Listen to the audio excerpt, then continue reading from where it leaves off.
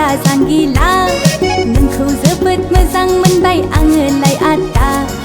गोजौ गिदिर जौस्रां देरस्रां आदा जांगिला नोंखौ जोबोद मोजां मोनबाय आङो लाय आदा साउथ फिल्मनि एक्टर बादि नुलायलांथारबाय आदा साउथ फिल्मनि एक्टर बादि नुलायलांथारबाय